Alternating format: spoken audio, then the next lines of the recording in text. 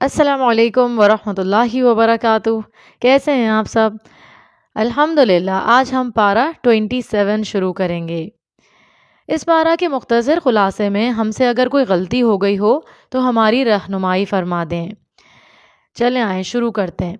نحمدہ ونصلی علی رسولہ الکریم، اما بعد فاعوذ باللہ من الشیطان الرجیم، بسم اللہ الرحمن الرحیم۔ رب اشرح لی صدری ویسر لی امری واحلل عقدۃ من لسانی یفقہوا قولی۔ پارہ 26 کے آخر میں سورۃ الزاریات کی کچھ آیات آئی تھیں۔ پارہ 27 میں سورہ زاریات ہم مکمل کریں گے۔ سورۃ الزاریات آیت نمبر 50 میں فرمایا فَفِرُّوا إِلَى اللَّهِ، ترجمہ بس اللہ کی طرف دوڑ کر آؤ۔ انسان کسی چیز کی طرف جب دوڑتا ہے تو اسے اس چیز کا شوق ہوتا ہے اور اس چیز میں اسے فائدہ نظر آ رہا ہوتا ہے اور وہ اس کو اپنا مقصد بنا لیتا ہے۔ جب مقصد ہمارے سامنے ہو تو دوڑ لگانے میں مشکل نہیں ہوتی۔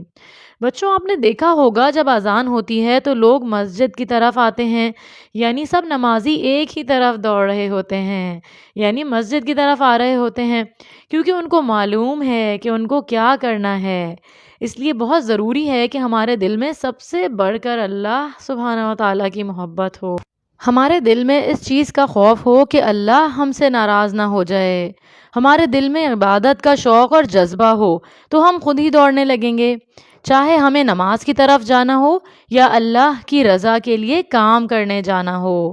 تو جو برائی کے رستوں، غلط کاموں کو چھوڑ کر نیکی کی طرف بھاگتا ہے وہ خوش قسمت ہوتا ہے۔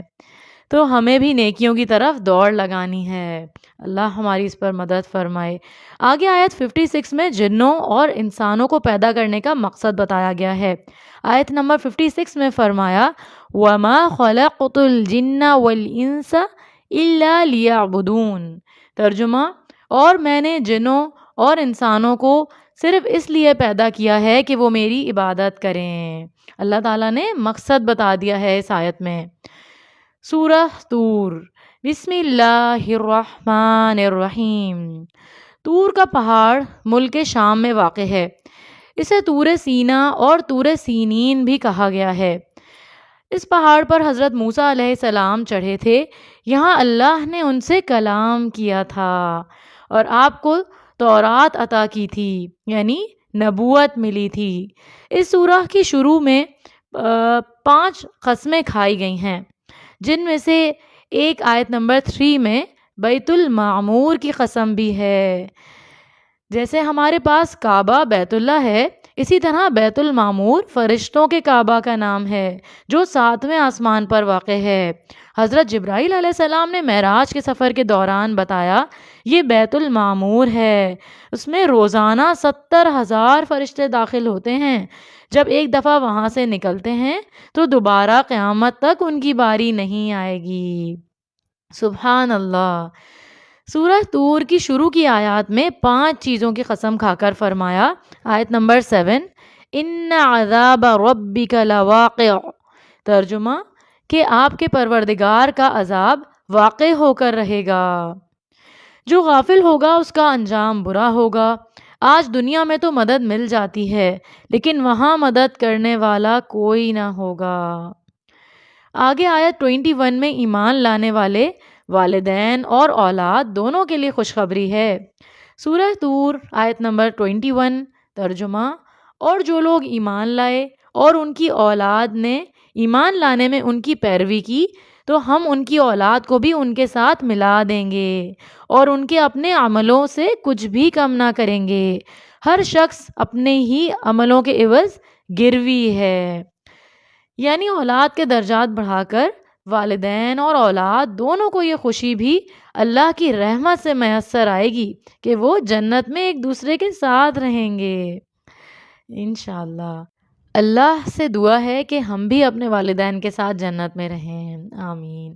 آگے آیت 25 اور 26 میں ہے، ترجمہ وہ ایک دوسرے کی طرف متوجہ ہو کر گزشتہ حالات پوچھیں گے، کہیں گے اس سے پہلے ہم اپنے گھر والوں میں ڈرتے ڈرتے رہا کرتے تھے، یعنی دنیا میں بیتے ہوئے ایام کی یاد تازہ کرنا چاہیں گے تو کہیں گے کہ ہمیں تو ہر وقت دھڑکا لگا رہتا تھا کہ ہم سے کوئی ایسا برا فعل یعنی ایسا برا کام نہ ہو جائے کہ ہماری پکڑ ہو جائے۔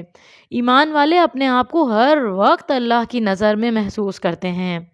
وہ اپنے گھر والوں میں اللہ سے ڈرتے ہوئے زندگی گزارتے ہیں۔ ہمیں بھی یہ دیکھنا چاہیے کہ ہمارا اپنے گھر والوں کے ساتھ اخلاق کیسا ہے۔ ہمارے اہل و عیال ہمارے ماتحت ہیں، ہمارے بارے میں کیا کہتے ہیں؟ باہر کچھ اور گھر میں کچھ۔ اگر یہ رویہ ہو تو یہ منافقت کی نشانی ہے۔ سورۃ النجم۔ بسم اللہ الرحمن الرحیم۔ نجم ستارے کو کہتے ہیں۔ سب سے پہلے جو سجدے والی سورہ نازل ہوئی تھی وہ سورہ نجم تھی۔ اس سورہ کی شروع میں معراج کے سفر کی طرف اشارہ ہے۔ یہاں اللہ نے پردے کی آڑ میں رسول اللہ صلی اللہ علیہ وسلم سے کلام کیا۔ آپ صلی اللہ علیہ وسلم نے جبرائیل علیہ السلام کو اصلی حالت میں دیکھا۔ ان کے 600 پر تھے، یعنی 600 پر تھے۔ جبرائیل علیہ السلام کا نبی کریم صلی اللہ علیہ وسلم کے ساتھ سدرۃ المنتہا تک جانے کا ذکر ہے۔ سورۃ المنتہا ایک بیری کا درخت ہے جو 7ویں آسمان پر ہے۔ فرشتے بھی اس مقام سے آگے نہیں جا سکتے۔ معراج کے سفر میں اللہ سبحانہ و تعالیٰ نے نبی کریم صلی اللہ علیہ وسلم کو بہت ساری نشانیاں دکھائیں اور 5 نمازوں کا تحفہ اور سورۃ البقرہ کی آخری 2 آیات تحفے میں دیں۔ آگے آیت میں ہے کہ انسان کو وہی کچھ ملتا ہے جس کی اس نے کوشش کی ہوتی ہے۔ اللہ ہماری کوششوں کو اپنے لیے خالص کر لے۔ سورۃ النجم آیت نمبر 34 سے 41 میں فرمایا، ترجمہ کہ کوئی بوجھ اٹھانے والا ایک دوسرے کا بوجھ نہیں اٹھائے گا، اور یہ کہ انسان کے لیے وہی کچھ ہے جو اس نے کوشش کی، اور یہ کہ اس کی کوشش جلد ہی دیکھی جائے گی، پھر اسے اس کا پورا بدلہ دیا جائے گا۔ سورہ نجم کی آخری آیت میں سجدہ ہے۔ سب سے پہلے جو سجدے والی سورت نازل ہوئی تھی وہ سورہ نجم ہے۔ سورۃ القمر۔ بسم اللہ الرحمن الرحیم۔ اس سورہ میں ایک معجزے کا ذکر ہے جس میں شق القمر یعنی چاند پھٹ کر 2 ٹکڑے ہو گیا تھا۔ آیت نمبر 1 میں فرمایا، اقتربت الساعۃ وانشق القمر۔ ترجمہ، قیامت کی گھڑی قریب آ گئی اور چاند پھٹ گیا۔ یعنی کیا مطلب ہے اس آیت کا؟ کہ 2 ٹکڑے ہو گیا۔ تو یہ قیامت کی نشانیوں میں سے ایک نشانی ہے کہ رسول اللہ صلی اللہ علیہ وسلم نے کفار کے مطالبہ کرنے پر یہ نشانی دکھائی تھی۔ اور آسمان کی کیا فرمایا آپ صلی اللہ علیہ وسلم نے کہ آسمان کی طرف دیکھو، اچانک چاند پھٹ کر 2 ٹکڑے ہو گیا۔ حضرت عبداللہ ابن مسعود فرماتے ہیں کہ نبی کریم صلی اللہ علیہ وسلم کے زمانے میں چاند پھٹ کر 2 ٹکڑے ہو گیا۔ ایک ٹکڑا پہاڑ کے اوپر رہا اور دوسرا نیچے آ گیا۔ رسول اللہ صلی اللہ علیہ وسلم نے ان لوگوں سے جو اس وقت موجود تھے فرمایا، دیکھو، گواہ رہنا۔ کافروں نے اس معجزے کو جادو قرار دے دیا۔ آگے آیت میں بتایا گیا ہے کہ قرآن نہایت آسان ہے۔ یہ آیت اس سورہ میں 4 بار آئی ہے۔ سورۃ القمر آیت نمبر 17 میں فرمایا، وَلَقَدْ يَسَّرْنَا الْقُرْآنَ لِلذِّكْرِ فَهَلْ مِن مُدَّكِرٍ۔ ترجمہ، ہم نے اس قرآن کو نصیحت حاصل کرنے کے لیے آسان بنا دیا ہے، پھر کیا کوئی ہے نصیحت قبول کرنے والا؟ قرآن میں جو بھی ذرا بھی تدبر اور غور و فکر کرے گا تو یہ قرآن نہایت آسان ہے۔ جو قرآن کو نصیحت کی غرض سے پڑھے گا تو اسے نصیحت حاصل ہو جاتی ہے۔ سورۃ الرحمن۔ بسم اللہ الرحمن الرحیم۔ سورہ رحمان کو قرآن کی زینت کہا گیا ہے۔ اس سورہ میں کائنات کے مختلف نشانیوں کی یاد دہانی کروا کر رب الرحمن کی پہچان کروائی جا رہی ہے۔ آیت نمبر 1 سے 4 میں آتا ہے، الرحمن علم القرآن خلق الانسان علمہ البیان۔ نہایت مہربان ہے جس نے قرآن سکھایا، انسان کو پیدا کیا، پھر اسے اظہار مطلب سکھا دیا۔ اللہ کی سب سے پیاری اور بہترین صفت رحمان ہے۔ اللہ نے جتنا بھی علم سکھایا ہے ان میں سب سے بہترین علم قرآن کا علم ہے، کیونکہ سارے علوم اسی سے ڈرائیو ہوتے ہیں۔ ساری مخلوق اللہ کی ہے، لیکن بہترین مخلوق انسان ہے، اور ساری صلاحیت اللہ نے دی۔ بہترین صلاحیت بیان ہے، یعنی بولنے کی صلاحیت۔ 4 بہترین چیزیں جمع کر کے اس سورہ کا آغاز کیا گیا ہے۔